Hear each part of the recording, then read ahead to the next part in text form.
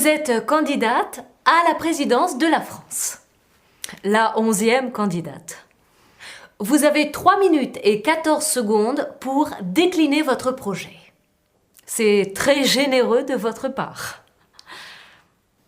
Première question, avez-vous une solution pour résoudre le problème du chômage?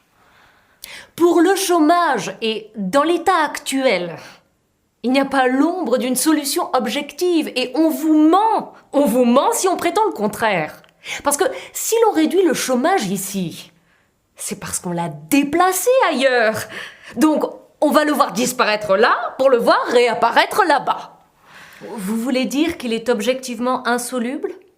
Objectivement, oui.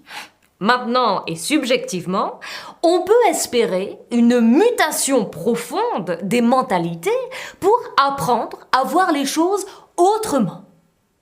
En cessant, par exemple, de sacraliser le travail. Et en se disant que de toute façon, il n'y aura plus jamais de travail pour tout le monde. Mais rien n'est concevable sans le travail. Il y a l'activité. Pour chacun, il s'agit de faire quelque chose. 2 sortes d'activités.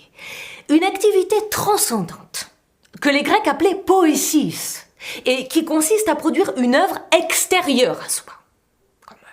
Les réponses que j'ai sous les yeux en sont un parfait exemple. Et la praxis, une activité immanente, qui consiste à produire une œuvre intérieure à soi. Comme chanter, danser ou s'engager, tiens, comme je le fais là. Et notre pouvoir d'achat.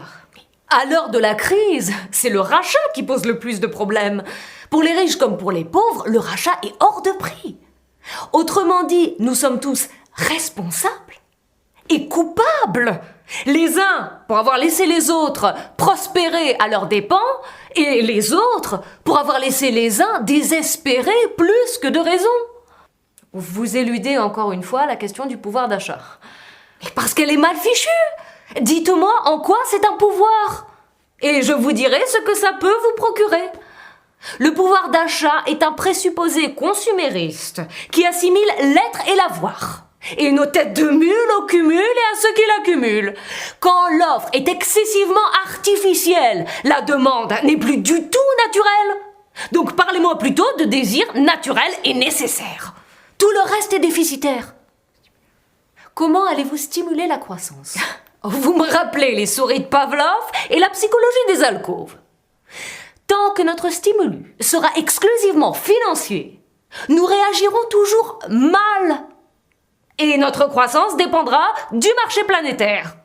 Il va falloir revoir nos paramètres et considérer que seul l'homme peut être la mesure de toute chose, et non l'inverse. Vous voulez, vous aussi, moraliser le capitalisme?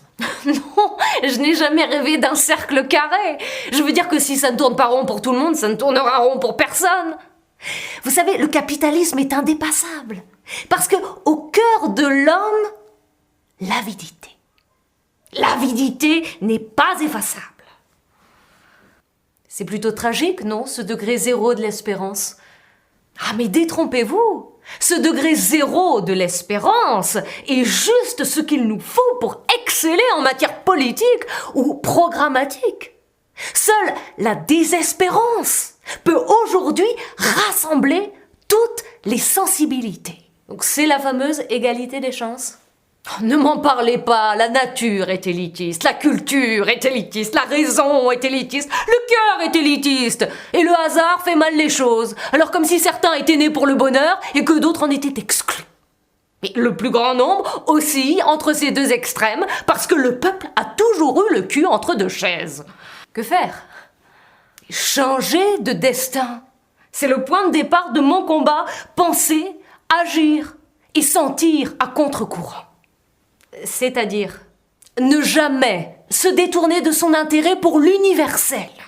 Car il ne nous suffit pas d'empêcher notre voisin de courber les chines si on ne se soucie pas des conditions de travail d'un Chinois en Chine. Il en va de notre liberté. Qu'est-ce que la liberté? Tout ce qu'on arrache aux mains de la nécessité. Et savez-vous pourquoi je ne voterai pas pour vous? Oui. parce que je n'ai pas de sous.